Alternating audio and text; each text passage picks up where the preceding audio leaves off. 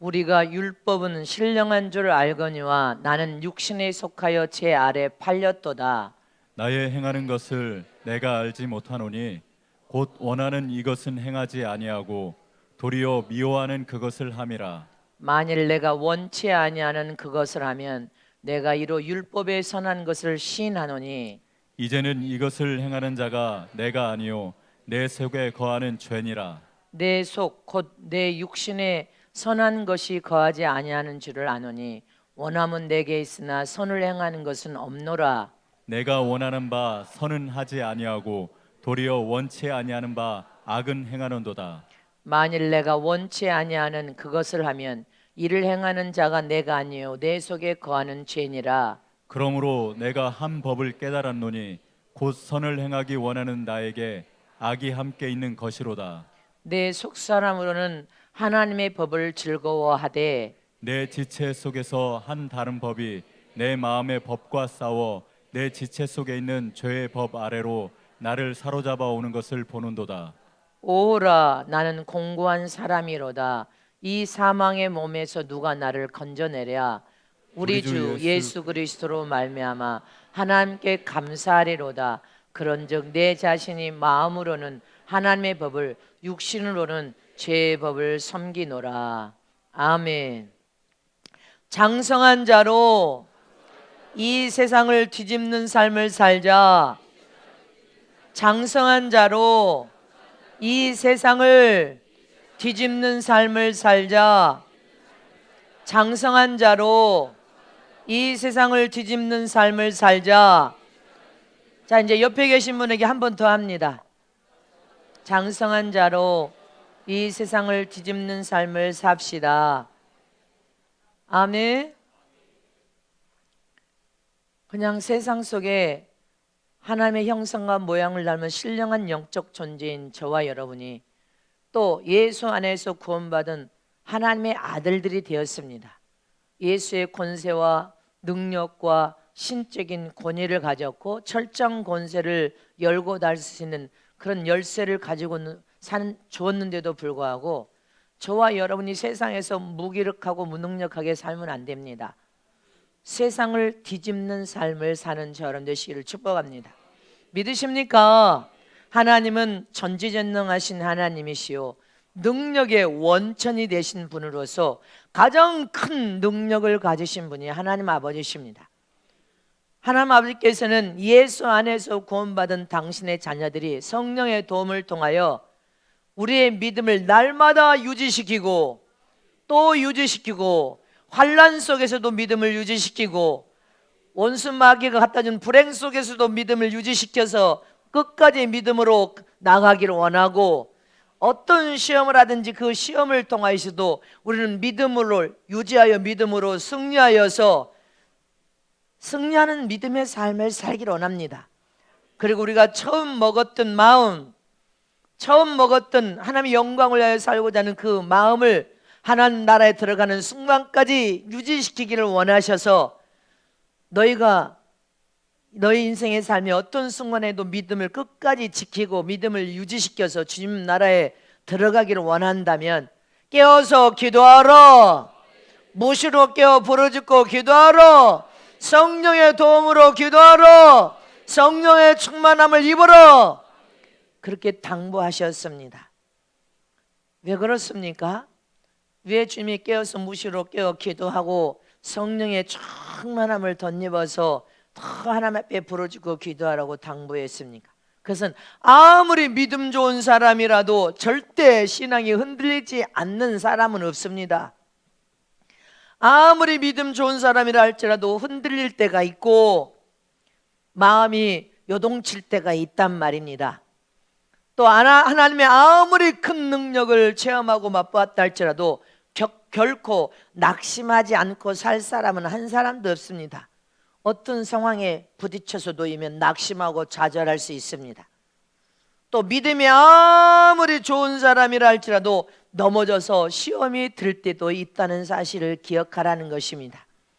그래서 너희가 날마다 성령의 충만함을 덧입고 날마다 예수님의 이름으로 기도해요.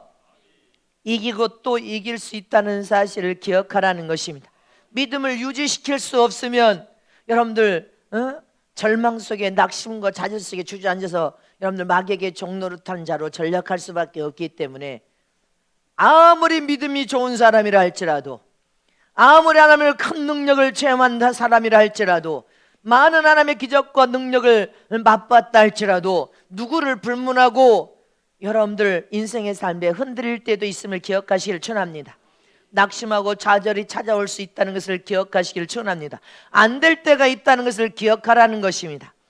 열왕기상 18장 19절에 보면 갈멜산에서 하나님의 선지자인 엘리야가 바알 선지자들과 아세라 선지자 850명과 영적인 치열한 전쟁 싸움을 시작합니다. 치열한 전쟁 싸움을 시작할 때 이때 엘리야의 모습은 하나님을 향한 믿음이 용맹스럽기가 표하는 사자처럼 입에서 불을 뿜어내면서 하나님의 이름을 외치는 여러분들 그런 강력한 선지자의 모습을 보였습니다. 그러나 엘리야의 또 다른 모습을 볼 수가 있습니다. 19절 말씀 보겠습니다. 시작. 그런즉 보내온 이스라엘과 이세벨의 상에서 먹은 바알의 선지자 450인과 아세라 선지자 400인을 갈멜산으로 모아 내게로 나오게 하소서. 할렐루야. 얼마나 강력하든지 이때의 상황은 엘리야가 마치 용맹선 사자가 표하는 것처럼 입에서 불을 뿜으면서 나오라는 거예요. 선자들 바알 선자 450, 아세라 선자 400명, 그럼 850명을 나오라는 거예요. 할렐루야. 그런데 그곳에 누구만 있어요? 엘리야와 하나님만 계시. 엘리야는 하나님 믿는 하나님 한 분을 믿고 엘리야 선자 하나만 지금 그곳에서 850대 1의 영적 치열한 전쟁을 치를 때 그렇게 강력한 모습을 보였습니다. 대단한 거 아닙니까? 근데 엘리야의 또 다른 모습을 볼 수가 있었습니다. 갈멜산에서 바알을 이 아세라 바알 이 선지자들을 다 때려 부숴버려서 승리하고 이긴 이후에 승전가를 부르고 더 용맹스러울 줄 알았더니 아합 왕의 아내가 그 소리를 듣고 저를 반드시 이스라엘에 저만 없어지면 이스라엘은 아무 힘도 없다 해서 엘리야를 쳐서 죽이겠다고 여러분들 이세벨 왕후가 그 말을 합니다. 그 말을 했을 때 엘리야가 지금 승리하고 이겼으니까 더 강력한 사자가 표하는 것처럼 더 강한 불을 뿜어내면서 네가 아무리 왕을 할지라도 이 여성아 올지어다 내가 너를 쳐 부숴버리겠다 이렇게 말을 할 줄 알았더니 아니 이렇게 말을 해야 되는 거 아닌가? 그런데 그렇게 말을 할 줄 알았더니 엘리야가 갈멜산의 그 사자처럼 용맹스럽게 표했던 그 강함은 다 사라져버리고 어떻게 됩니까? 왕후가 죽이겠다는 말을 듣는 순간부터 도망치기 시작합니다. 열왕기상 19장 1절 8절에 보면 도망쳐서 로뎀나무 아래에서 어떻게 합니까? 주저앉아서 하나님이여 나를 죽여주소서 죽여주소서. 도대체 이해가 안 되는 상황이지만 엘리야의 이 모습이 여러분들 참 모습인 것입니다. 모든 인간의 모습이 이와 같은 모습이라는 것을 기억하라는 것입니다. 다 같이 합독하십니다. 시작. 아합이 엘리야의 무릇 행한 일과 그가 어떻게 모든 선자를 칼로 죽인 것을 이세벨에게 고하니 이세벨이 사자를 엘리야에게 보내어 이르되 내가 내일 이맘때에는 정녕 내 생명으로서 저 사람들 중 한 사람의 생명 같게 하리라. 아니하면 신들이 내게 벌 위에 벌을 내림이 마땅하니라 한지라. 저가 이 형편을 보고 일어나 그 생명을 위하여 도망하여 유다에 속한 브엘사베아에 이르러 자기의 사환을 그곳에 머물게 하고 스스로 강요로 들어가 하룻길쯤 해가고 한 노듬나무 아래 앉아서 죽기를 구하여 가로되 여호와여 넉넉하오니 지금 내 생명을 취하소서. 나는 내 열조보다 낫지 못하나이다 하고 로뎀나무 아래 누워 자더니 천사가 어루만짐에 이르되 일어나서 먹으라 하는지라. 본즉 머리맡에 숯불에 구운 떡과 한 병 물이 있더라. 이에 먹고 마시고 다시 누웠더니 여호와의 사자가 또 다시 와서 어루만짐에 이르되 일어나서 먹으라. 내가 길을 이기지 못할까노라 하는지라. 이에 일어나 먹고 마시고 그 식물의 힘을 의지하여 40주 40야를 행하여 하나님의 산 호렙에 이르느니라. 갈멜산에서 그 용명은 다 어디로 사라져버리고 로뎀나무 아래에서 광야길을 향하여 줄다름 치어서 노뎀나무 아래에서 혼자 하나님이여 나를 죽여주소서. 여러분들 이게 바로 믿음이 아무리 좋은 선지자라 할지라도, 믿음이 아무리 좋은 종이라 할지라도, 믿음이 아무리 좋은 장로 권사라 할지라도 할렐루야, 흔들릴 수도 있고 낙심할 수도 있고 시험에 넘어질 수도 있고 믿음을 유지시키기가 어렵다는 사실을 기억하라는 것입니다. 그러므로 우리의 신앙과 믿음으로 우리는 선한 싸움을 싸우되 항상 세리와 같은 마음을 품으라는 것입니다. 마음의 겸손한 마음으로 할렐루야, 마음을 낮추고 내가 대단한 존재라는 사실을, 대단하지만 대단한 존재라고 여러분들 스스로가 생각하는 것이 하나님께서 높여주시고 하나님께서 장중의 수로 높이시면 아무도 끌어내릴 수가 없습니다.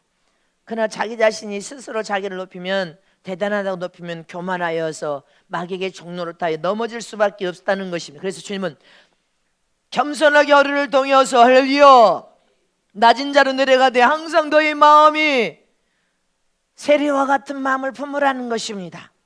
아무리 강한 능력을 가진 자라도 시험 들 수 있고 낙심하고 좌절할 수 있다. 이거 잊지 마시기를 축원합니다. 믿으십니까? 엘리야만 그런 것이 아니라 우리 모두가 그렇다는 사실을 기억하라는 것입니다. 그래서 저와 여러분이 스스로 겸손하게 허리를 동이되 무엇을 인정해야 영적으로 더 장성한 자가 되고 더 큰 제목으로 준비될 수 있습니까? 첫 번째로 아무리 믿음이 좋아도 인간의 연약한 모습을 인정하라는 것입니다. 나의 연약한 모습을 인정하라는 것입니다. 할렐루야. 우리 자신들이 이 세상에 살면서 내가 할 수 없는 일도 많고 내 지식에 한계가 있어서 한계에 다다르며 한계의 끝에 딱 다다르면 뭐라고 합니까? 도무지 뛰어넘을 수 없는 여러분들 장벽이라는 한계 앞에 딱 서면 누구를 불문하고 인간은 내가 아무것도 아닌 존재구나 이것을 깨닫게 됩니다. 내가 아무것도 할 수 없는 한계, 여기까지가 내 한계야. 내가 할 수 없다는 그 벽, 장애물에 딱 부딪혀버리면 여러분들 어떻게 하면 앞으로도 길이 없고 뒤로도 길이 없고 옆에로도 길이 없어 한계에 부딪히면 그 순간에서 비로소 내가 아무것도 아닌 존재임을 깨닫게 됩니다. 내가 이렇게 연약한 존재고 아무것도 할 수 없는 연약에 쌓여있는 흙덩어리 인생이라는 것을 깨닫게 됩니다. 그때야 비로소 하나님 하고 하나님을 한 번만 불러도 하나님은 찾아오신단 말입니다. 하나님! 두 번, 세 번만 불러도 주님은 신속하게 찾아와 버리십니다. 하나님이 살아계시다면 제발 나를 도와주세요. 이게 가장 연약한 인간의 모습이라는 것입니다. 주님은 그 순간에 하나님을 찾으시면 하나님은 기다렸듯이 금방 즉각 찾아오십니다. 우리 인생에 이것을 만약에 10대, 20대 때 깨달았다면 얼마나 엄청나게 하나님을 의지하고 믿는 믿음을 통하여 얼마나 엄청난 하나님의 역사와 이적을 행하면서 살아계신 하나님을 체험하며 인생에 얼마나 복 있는 인생으로 바뀌어져서 멋지고 귀하게 소중하게 사용되고 쓰여졌겠냐는 것입니다. 근데 20대, 20대 이런 진리를 깨달은 사람은 거의 없어. 거의 왜? 자기 자신의 고집과 지식과 교만과 아집과 자존심이 너무 강하게 살아있다 보니까 인생을 통하여 10년, 20년, 30년, 40년 나이가 50대나 되면 깨어져서 부서져가지고 이것을 깨닫게 되고 60대나 깨어져서, 근데 죽을 때도 이 진리를 깨닫지 못하고 죽는 사람들이 부지기수로 많단 말입니다. 죽을 때까지도 못 깨닫는 사람들이 많아. 근데 우리 성원교회 우리 아이들 중고등부 청년 빨리 이것을 깨달아 버려야 돼. 빨리 내 지식과 자화, 아집, 고집, 자존심, 체면, 이거 교만을 빨리 깨트려 버려야 돼.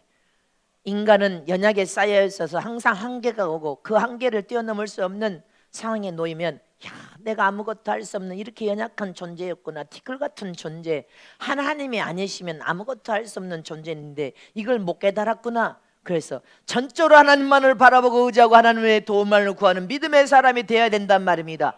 그렇다면 얼마나 엄청난 위력을 가진, 얼마나 엄청난 역사를 일으킬 수 있는, 시대의 역사를 바꿔놓을 수 있는 그런 귀한 인물이 되겠냐는 것입니다. 종교교역자 마틴, 여러분들 뉴턴은 종교의 대개혁을 일으키는 사람입니다. 매우 냉철하고 강한 믿음의 사람이었습니다.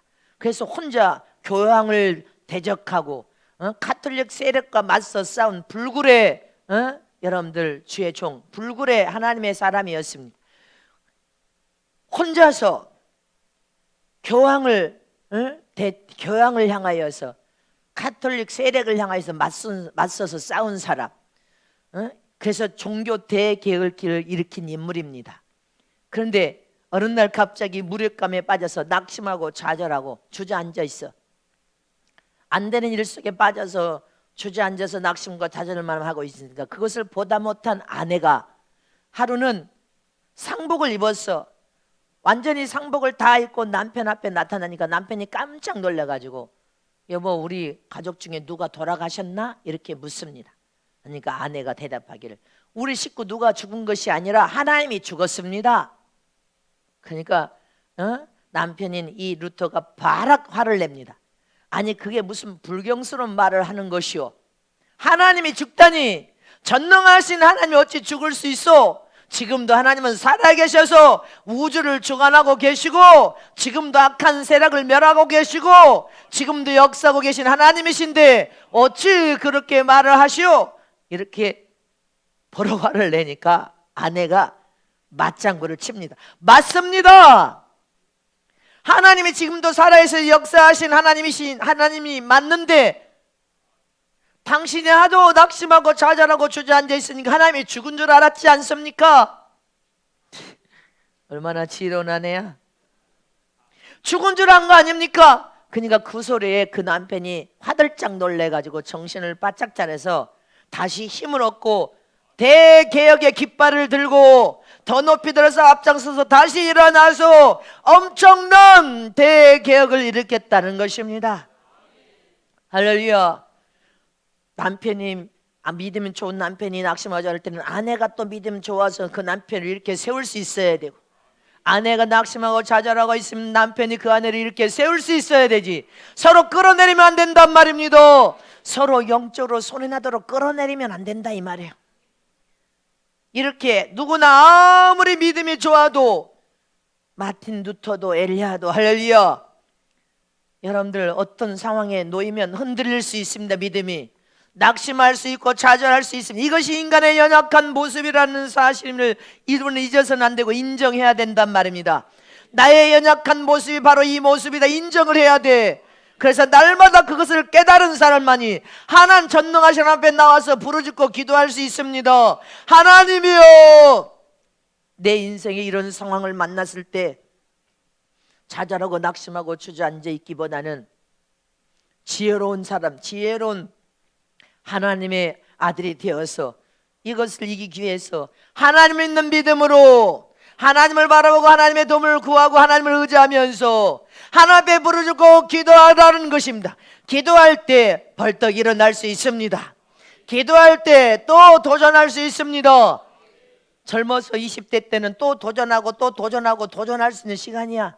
30대까지는 무한히 20대 30대는 도전하는 시기야. 할렐루야. 또 도전하고 넘어져서 좌절해서 한 번 안 되고 두 번 안 됐다고 또 좌절하면 안 됩니다. 잊지 마시길 축원합니다. 또 도전하고 또 안 됐으면 또 도전하는 거야. 그래서 젊음이 좋은 거 아니에요. 할렐루야. 잊지 마시기를 축원합니다. 로마서 7장 15절 말씀 보면 사도 바울이 마음에 오늘 여러분들 심한 갈등과 연약함을 토설하는 내용인 것입니다. 할렐루야. 자, 로마서 7장 15절을 다 같이 합독하십니다. 시작. 나의 행하는 것을 내가 알지 못하노니 곧 원하는 이것을 행하지 않냐고 도리어 미워하는 그것을 함이라. 내 마음에 내가 원하는 것을 행해야 되는데 원치 않는 사람을 미워하면서 시기질투하고 분노하는 마음도 있더라는 것입니다. 내가 원하는 마음이 아니라는 거예요. 내가 원하는 마음은 사랑하고 용서하고 화평하고 서로 살려주고 섬기고 이런 마음을 원하는데 또 다른 마음이 있더라는 거예요. 잊지 마시기를 축원합니다. 로마서 7장 18절 말씀 보겠습니다. 시작. 내 속 곧 내 육신에 선한 것이 거하지 아니하는 줄을 아노니 원함은 내게 있으나 선을 행하는 것은 없노라. 할렐루야. 사도 바울의 마음속에 이렇게 심한 갈등을 겪고 있다는 것입니다. 할렐루야. 선을 행하기를 원하는 마음을 가지고 있는데, 선을 행하기를 원하는 마음으로 선을 행하는 것이 아니라 내 행동은 악을 행하는 쪽으로 가더라는 것이, 이렇게 마음의 갈등을 겪고 있는 것을 사도 바울도 토로해서 3층천 셋째 하늘에 가서 하늘나라의 비밀한 것을 보았지만, 사도 바울이 할렐루야 이렇게 인간의 연약한 모습을 지금 토설하는 오늘 본문의 내용인 것입니다. 로마서 7장 22절에서 23절 말씀을 합독하십니다. 시작. 내 속으로는 하나님의 법을 즐거워하되 내 지체 속에서 한 다른 법이 내 마음의 법과 싸워 내 지체 속에 있는 죄의 법 아래로 나를 사로잡아 오는 것을 보는도다. 할렐루야. 사도 바울의 여러분들 마음의 솔직한 심정의 고백을 지금 하고 있는 내용인 것입니다. 사도 바울이라고 해서 대단한 존재가 아니란 말입니다. 인간의 연약한 모습을 그대로 저와 여러분에게 적나라하게 고백한 내용인 것입니다. 사도로서 믿음이 좋은 것처럼 사람들은 생각할지 모르지만 사도 바울의 마음 중심에는 이런 마음을 가지고 있었다는, 하나님 뜻대로 순종하고 하나님의 영광을 위해 살고 싶은데 마음속에서 일어나는 죄 때문에 그 갈등을 겪으면서 어려움을 견디며 선한 싸움을 싸우면서 뭐라고 바울이 고백했습니까? 오라 공과도나 나는 날마다 싸우노라. 할렐루야. 날마다 우리는 또 싸워야 된단 말입니다. 사도 바울은 날마다 싸우면서 나는 날마다 죽노라 또 이렇게 고백하지 않았습니까? 고린도전서 15장 31절에 날마다 죽노라, 나는 날마다 선한 싸움을 싸우고, 할렐루야. 다 같이 합독하시 시작. 형제들아 내가 그리스도 예수 우리 주 안에서 가진 바 너에게 대한 나의 자랑을 두고 단언하노니 나는 날마다 죽노라. 할렐루야. 사도 바울도 하나님을 체험하신 사람이었습니다. 사도 중에 사도였어요. 하늘나라 비밀한 것을 많이 보여주고 체험시켜 주셨어. 그렇지만 사도 바울도 마음이 일어나는 이 갈등 때문에 나는 날마다 십자가에 못 박아 죽노라. 오라 공과도다. 할렐루야. 이처럼 솔직한 심정을 고백했습니다. 이처럼 우리도 날마다 선한 싸움을 싸우되 날마다 십자가에 못 박아 나를 죽이지 아니하면 내 안에서 일어나는 죄의 손, 죄악된 마음들, 이것을 우리는 날마다 회개하면서 무시럽게 기도하고 성령의 도움을 구하면 나의 연약함을 인정하면서 믿음을 그래도 지속시키고 또 지속시키고 또 지속시키되 그 안에서 더 무르익어서 성장하고 장성할 것을 믿으시기를 축원합니다. 한 예로 우리가 먹는 음식물에도 얼마간의 독이 들어 있습니다. 여러분들 냉면 봐요. 여름에 냉면 대장균이 바글바글 한다고 하지 않습니까? 우글우글. 밥에도 독이 들어 있다고 하지 않습니까? 나물, 여러분들이 음식물에 이 나물 여러 가지 음식물에도 독이 조금씩 들어 있다는 것입니다. 그런데도 그 음식을 먹고도 우리가 힘을 얻는 이유가 뭐예요? 우리 몸 안에 저항력이 있어. 할렐루야. 저항력이 나쁜 세균과 싸워서 나쁜 세균을 잡아먹고 이겨버리는 거예요. 그러니까 힘을 얻어서 소화가 되어서 육체로 퍼져가면서 살이 되는 것입니다. 그러나 나쁜 세균에게 우리 몸 안에 저항력이 약해져가지고 여러분들 져버리면 어떻게 돼요? 싸움에서 져버리면 그 나쁜 세균이 증식되는 현상이 뭐예요? 막 설사로 나타나고, 여러분들 그래서 우리의 육체가 그런 현상으로 소화가 안 되고, 설사를 하는 현상은 저항력이 약해져서 면역 기능이 약해졌다는 증명을 그대로 우리 육체의 몸이 한다는 것입니다. 이처럼 우리 몸의 병과 싸워 이기면 병이 낫는 것이고, 병에 지면 질병에 삼켜 먹어서 죽는 것이란 말입니다. 병에게 져서 죽으면 안 돼. 잊지 마시길 축원합니다. 그래서 질병과 싸움을 이기느냐 지느냐는 중대한 문제로 내 생명과 직결된다는 것입니다. 이처럼 죄악의 문제도 사망이냐 생명이냐, 죽느냐 사느냐, 영원한 지옥이냐 영원한 천국이냐라고 직결되는 문제란 말입니다. 우리 인생의 삶의 중요한 문제예요. 그럼 우리는 어떤 순간에도 하나님 앞에 교만하면 망한단 말입니다. 인간의 연약한 나의 모습을 인정해야 돼.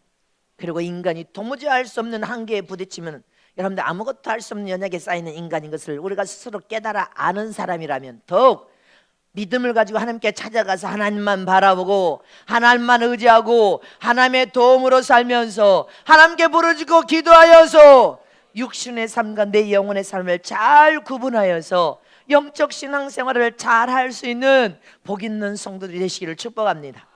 두 번째로, 아무리 믿음이 좋아도 내 안에 두 법이 갈등을 겪고 여러분들 전쟁을 하고 있다는 사실을 깨달았다면 이걸 잘 구분해야 영적 생활을 잘 할 수 있습니다. 육신의 소욕의 법과 성령의 법을 잘 구분해야 돼. 예수 믿는 하나님의 자녀들은 이 두 가지 법 때문에 마음속에서 심히 갈등을 겪으면서 여러분들 육체의 소욕의 법과 성령의 법이 끊임없이 내 마음에서 전쟁을 치르고 있습니다. 그러나 예수 믿지 않는 불신자들은 죄와 사망의 법 아래에서 오직 한 가지 법만 받기 때문에 갈등을 겪을 필요가 없어. 마귀의 종노릇하여 죄와 사망의 법 아래서 마귀에게 종노릇하고 사니까 마음의 갈등을 겪을 필요가 없지만, 저와 여러분이 예수 믿고 구원받은 하나님의 거룩한 자녀가 되는 그 순간부터 이 두 가지 법, 마음속에 있는 육체의 소욕의 법과 성령의 법, 두 법을 통하여 우리 마음에 심히 갈등을 겪으면서 전쟁을 치르면서 이럴까 저럴까 하고 살고 있는 것입니다. 로마서 7장 22절에서 23절 말씀 보겠습니다. 시작. 내 속사람으로는 하나님의 법을 즐거워하되 내 지체 속에서 한 다른 법이 내 마음의 법과 싸워 내 지체 속에 있는 죄의 법 아래로 나를 사로잡아 오는 것을 보는도다. 할렐루야. 또 로마서 8장 2절 말씀 보겠습니다. 시작. 이는 그리스도 안에 있는 생명의 성령의 법이 죄와 사망의 법에서 너를 해방하였음이니라. 로마서 8장 5절에서 8절 말씀을 다시 또 봅니다. 시작. 육신을 쫓는 자는 육신의 일을, 영을 쫓는 자는 영의 일을 생각하니 육신의 생각은 사망이요 영의 생각은 생명과 평안이니라. 육신의 생각은 하나님과 원수가 되니 이는 하나님의 법에 굴복지 아니할 뿐 아니라 할 수도 없음이라. 육신에 있는 자들은 하나님을 기쁘시게 할 수 없느니라. 아멘. 로마서 8장 2절 말씀을 띄워놓으세요. 예수 안에 있는 생명의 성령의 법이, 할렐루야, 저와 여러분 죄와 사망의 법에서 해방을 시켜놨지만 세상 불신자들은 죄와 사망의 법 아래서 살기 때문에 갈등을 겪을 필요가 없어. 그러나 저와 여러분 예수 안에서 구원받은 당신의 자녀들은 생명의 성령의 법이 여기 있고 육체의 소유의 법이 있고 두 법이 우리 마음에서 심히 갈등을 겪고 있다는 것입니다. 그래서 육신의 소욕 따라 살면 사망과 멸망이 기다려. 그래서 하나님의 영인 성령의 이끌음을 통하여 성령의 법 안에서 살면 생명과 평안을 얻을 수 있느니라. 육신의 소욕법은 하나님의 법에 굴복할 수가 없다는 것입니다. 잊지 마시길 축원합니다. 예수 그리스도를 믿는 하나님의 자녀들은 믿음이 좋건 믿음이 안 좋건, 믿음이 연약하거든 믿음이 강하든 두 가지 법이 마음속에서 존재하고 있기 때문에 저와 여러분은 첫째로 성령의 생명의 법과 육체의 소욕의 죄악의 법이 우리 마음에서 여러분들 있기 때문에 심히 갈등을 겪고 살 수밖에 없다는 것입니다. 내 안에 갈등이, 성령의 법과 육체의 소욕의 법 두 법이 서로 싸움하면서 갈등을 겪을 때 우리가 이럴까 저럴까, 신앙생활을 잘하고도 싶고 대충 하고 싶은 마음도 있어서 싸웁니다. 기도하고도 싶고 기도를 안 하고도 싶어서 싸웁니다. 마음에서 주님의 법을 철저히 지키고서 싶고 대충 지키면 되지, 이렇게 두 가지 법이 갈등을 겪고 대전쟁을 마음에서 일으킵니다. 그러나 여러분들 왜 마음에서 갈등을 겪고 대전쟁을 일으키는 것입니까? 무엇 때문에 대갈등을 겪고 전쟁을, 예수 믿는 사람이 육체의 성령의 생명의 법과 육체의 소욕의 법 안에서 왜 갈등을 겪으면서 대전쟁을 지금 치르고 있습니다. 그것은 여러분들 안에 하나님의 생명이 있기 때문에 그렇단 말입니다. 하나님의 생명이 있기 때문에. 믿습니까? 내 영혼에 예수님을 모신 구원받은 자가 주일날 예배 안 드리고 등산이나 낚시를 갔다고 합시다. 등산이나 낚시 치러 가고 골프 치러 갔어. 근데 낚시를 하러 가거나 등산 가고 골프 치러 간 사람이, 여기 예수 영혼 속에 가진 사람이 여러분들 마음이 편합니까? 등산하면서도 마음이 찜찜하고 하루 종일 마음이 편치를 않아. 마음이 편치 않으면서 등산해. 낚시를 가서 낚싯대를 갖고 있지만 마음이 찜찜하고 편치를 않아. 그 왜 그런 것 같아? 하나님의 생명이 그 안에 있기 때문에 그런 거요. 주일날 가게 문 열고 장사하는 사람들 봐요. 예수 영혼이, 그 영혼 속에 예수가 딱 들어간 사람은 가게 문을 열고 장사를 하면서 돈을 벌고 있지만 마음이 무겁고 마음이 편치가 않아. 이러다가 날벼락 떨어지는 거 아닌가 몰라. 하나님이 무시무시하기도 해. 마음이 편하지가 않아. 왜? 하나님의 생명이 그 안에 들어가 있으니까 편치 않는 거지. 주일날 범하면서 외국에 관광여행 갔어. 주일날 가서 관광하고 돌아다니는 사람들 마음이 편할 것 같아요? 마음 안 편해. 야, 내가 이러다가 사고라 나서 죽어버리면 어떻게 하지? 마음이 불안해서 견딜 수가 없어. 왜 그래요? 그 마음에 하나님의 생명이 들어있기 때문에. 그래서 마음이 불편하고 찜찜하고 마음이 등산 가 있고 여러분 놀러 가 있는데도 편치 않고 찜찜해. 마음이 편하지 않아. 내가 오늘 이렇게 주일 범하다 주님이 노여할 건데 이거 영혼 속에 예수님 계시니까 다 알아. 그래서 찜찜하고 찜찜하니까 그래, 주일 성수 지키고 예배 보고 차라리 토요일 날 가자, 그렇게 마음 먹는 거 아니야. 잊지 마시기를 축원합니다.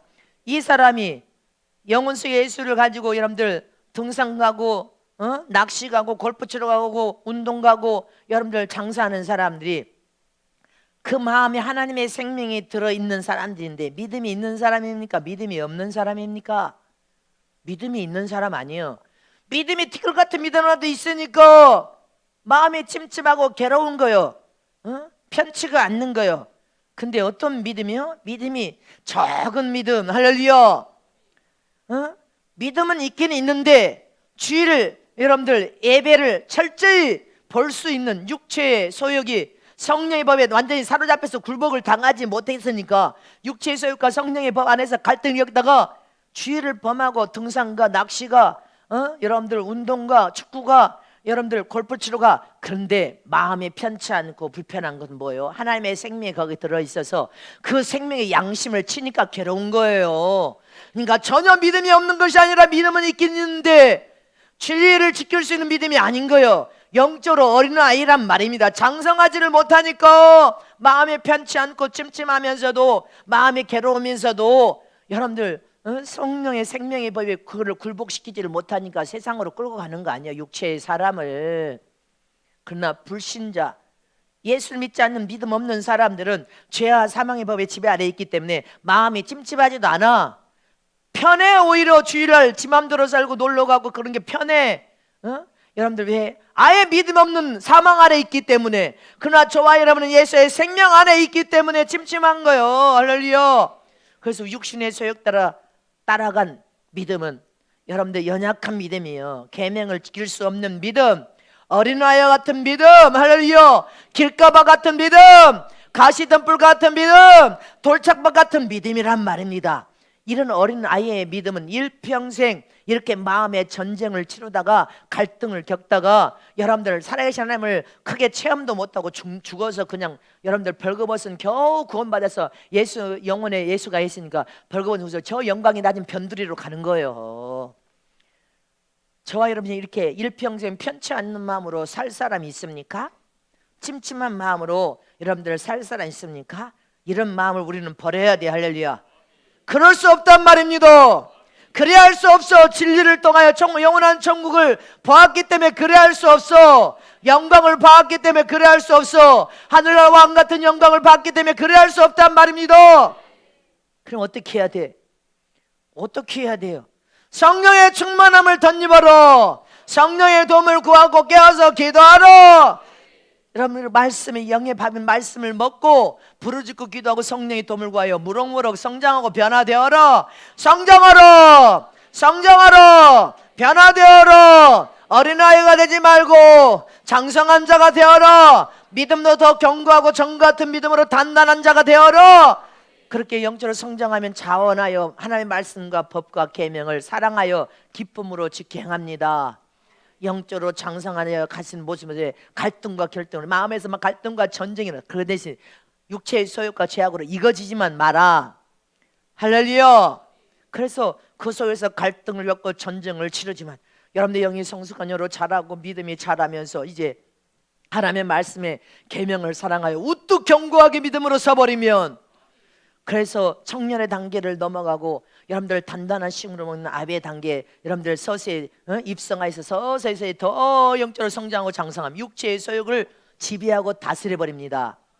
육체의 소욕과 정욕을 지배하고 완전히 다스려버려 이겨버린단 말입니다. 이길 수 있으면 믿으십니까?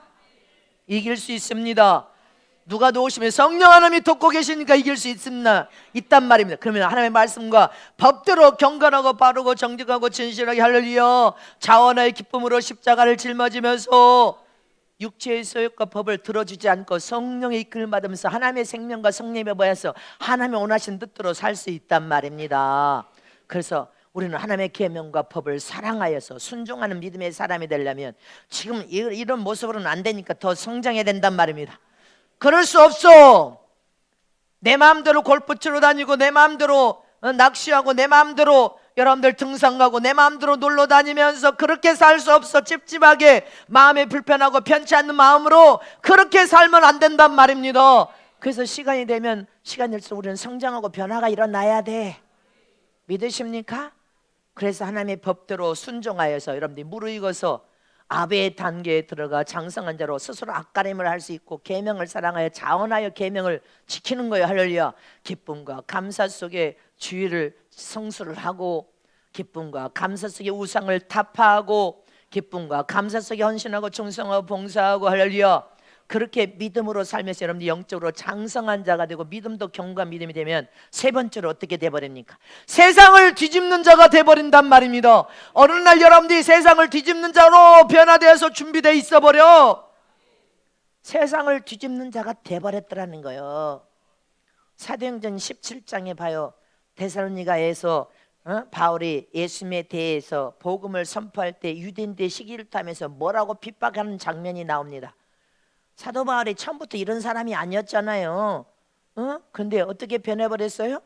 사도행전 17장 2절에서 7절 읽어보세요. 시작. 바울이 자기의 규례대로 저에게로 들어가서 새 안식일의 성경을 가지고 강론하며 뜻을 풀어 그리스도가 해를 받고 죽은 자 가운데서 다시 살아야 할 것을 증명하고 이르되 내가 너에게 전하는 이 예수가 곧 그리스도라 하니 그 중에 어떤 사람 곧 경건한 헬라인의 큰 무리와 적지 않은 기브인도 고난을 받고 바울과 실라를 쫓으나 그러나 유대인들은 시기하여 저자의 어떤 계약한 사람들을 데리고 때를 지어 성을 소동케 하며 아손의 집에 달려들어 저희를 백성에 끌어내려고 찾았으나 발견치 못하며 야손과 및 형제를 끌고 읍장들 앞에 가 소리질러 가로되 천하를 어지럽게 하던 이 사람들이 여기도 이르매.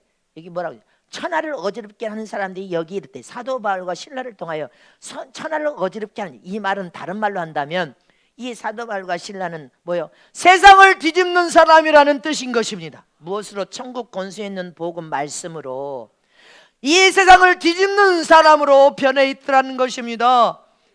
일체의 비결을 보고 날마다 죽노라. 할렐루야. 이렇게 사도 바울이 무르익어 영적 장성하니까 세상을 복음을 선포하는 현장에 세상을 뒤집는 사람으로 세상을 천하를 어지럽힌다. 이 말은 세상을 뒤집는 사람으로 변해 있더라는 거예요. 저와 여러분이 마지막 때 선봉장에서 내면 하나님의 말씀을 선포하고자 하는 현장, 여러분들의 전도 현장이 이렇게 세상을 뒤집어서 계획을 익히는 사람으로 변해 있어야 돼. 세상을 뒤집혀서 변화시키는 여러분들의 시기를 축원합니다.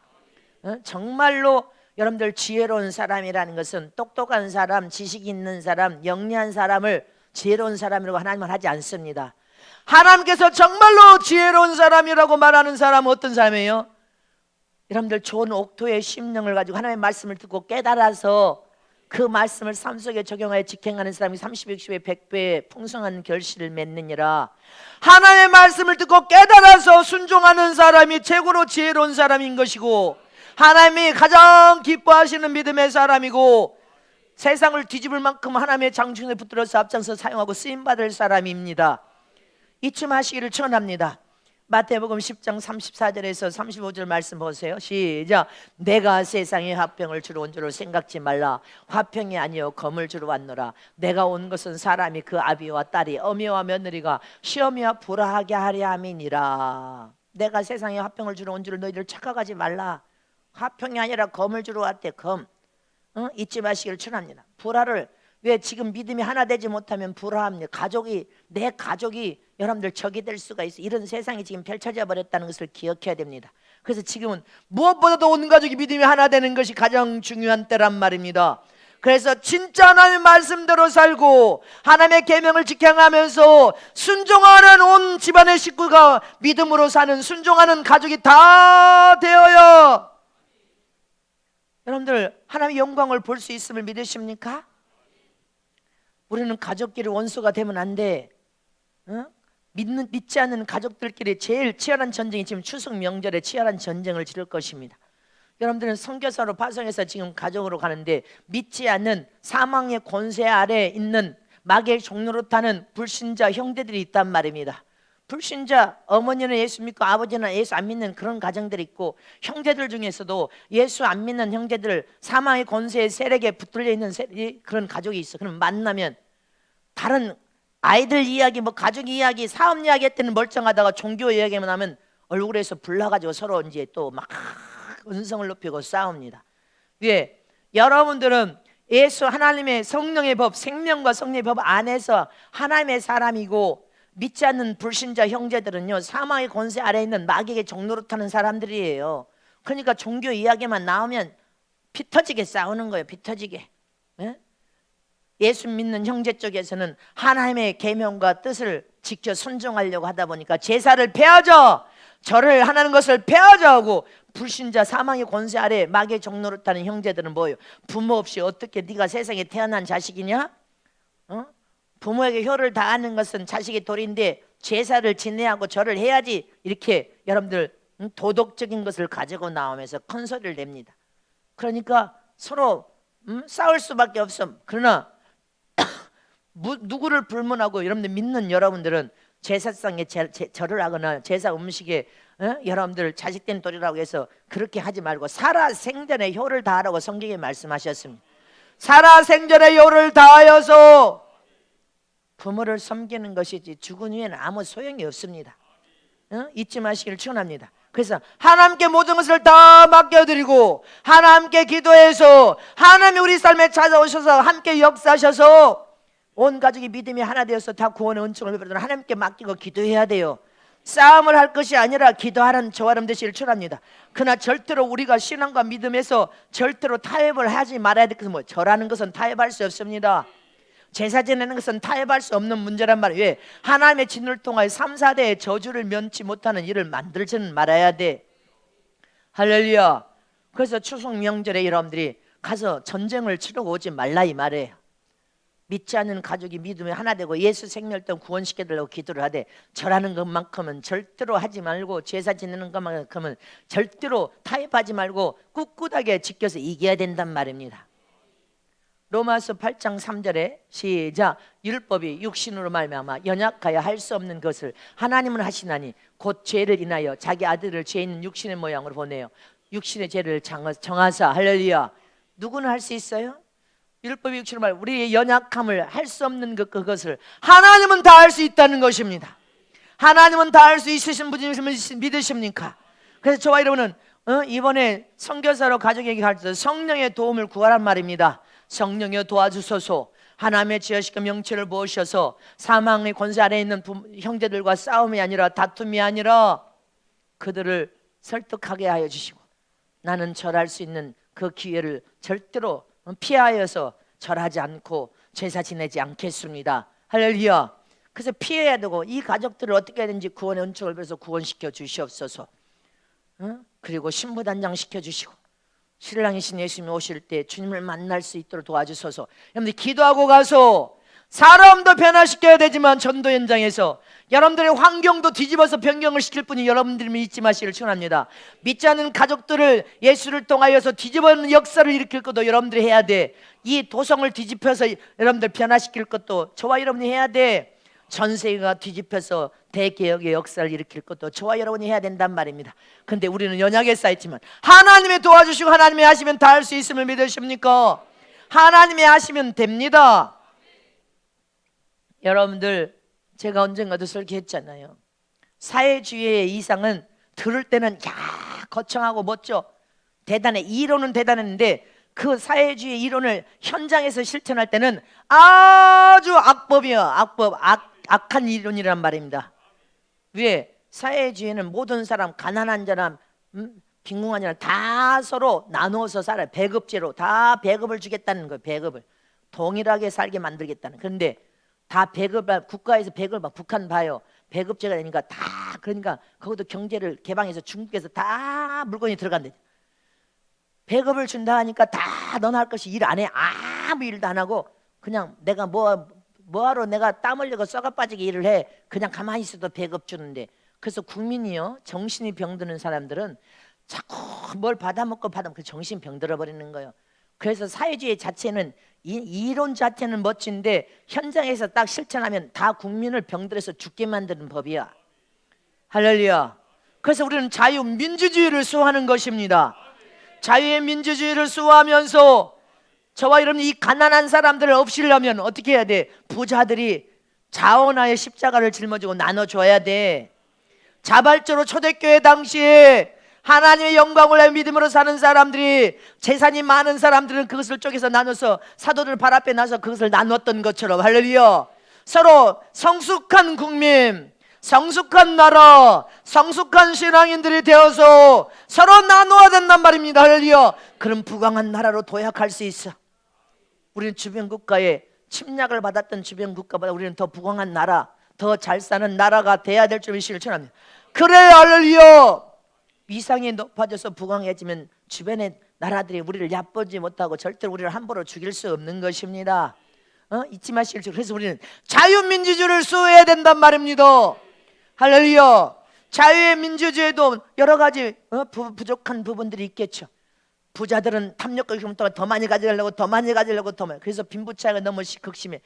그래서 가난한 사람들은 먹을 떼거리도 없어. 그냥 우리 한국은 지금 그렇게 거지된 사람들이 얼마나 이제 거지 길거리에 동량 얻는 사람들 없습니다. 근데 자기가 탐욕과 욕심을 통하여서 재산을 탕진한 사람들, 그 카드를 긁어서 그렇게 잘못된 데 그렇게 인생이 망가진 사람들이 지금 많이 있을 뿐이지, 불어날 뿐이지. 실제로는 여러분들 우리 국민성이 높아진 반면에 삶의 질도 다 많이 높아진 것입니다. 그래도 정말로 가난한 사람들을 하나도 없게 만들려면 부자들이 자원하여 기쁨으로 성숙한 마음으로 나눠줘야 돼. 저희 교회가 성도가 적지만 전 세계 지금 선교사역을 또 나누고 있고, 전 세계 할렐루야 물질을 나누고 있고, 교회에서도 무료 숙박 제공하면서 성회도 나누고 있고, 여러분들 노인 사역에 지금 9시 예배 200명이 넘는 1,500분이 넘는 분들을 천국에 입성시켰고, 노인들도 값없이 먹이고, 여러분들 다 도시락 싸서 다 대접하면서 나눠주고 있고, 할렐루야. 교회에서 얼마나 나누는 일을 많이 하고 있습니까? 아이들 학자금도 주고 있고. 이 적은 수가 하나님이 하시니까 된단 말입니다. 우리는 연약에 쌓여서 할 수 없지만 하나님이 하시면 됩니다. 하나님이 하실 수 있도록, 할렐루야, 우리는 성령의 도움을 통하여 기도하여서 세상을 뒤집는 자가 여러분들 될 수 있어요. 지금처럼 주저앉아 있으면 안 된단 말입니다. 그래도 우리 성은교회, 지교회, 주회정들은 막 일하는 교회잖아. 여러분들은 훌륭한 교회입니다. 할렐루야. 훌륭한 교회, 좋은 목사의 좋은 성도들을 믿으십니까? 주님 영광 받아 주시옵소서. 할렐루야. 요한복음 14장 12절 이제 말씀 마칩니다. 시작. 내가 진실로 너에게 이르노니 나를 믿는 자는 나의 하는 일로 저도 할 것이요 또한 이보다 큰 것도 하리니 이는 내가 아버지께로 가미니라. 예수님이 뭐라고 했어요? 예수님은 대단한 일을 하시는데, 예수님이 성령을 보내시는데 성령이 너희를 도와주시면 너희는 나보다 더 큰 일을 할 수 있대. 저와 여러분은 성령의, 우리 영혼 속에 임재하신 성령 하나님의 도움을 통하여 세상을 뒤집어서 역사를 바꿔놓고 성령의 불을 전 세계에 다 불을 붙이면서, 할렐루야, 하나님의 영광을 드러낼 뿐 아니라, 믿으십니까? 하나님을 가장 기쁘게 하는 교회와 종과 성도들이 되시길 진심으로 축복합니다.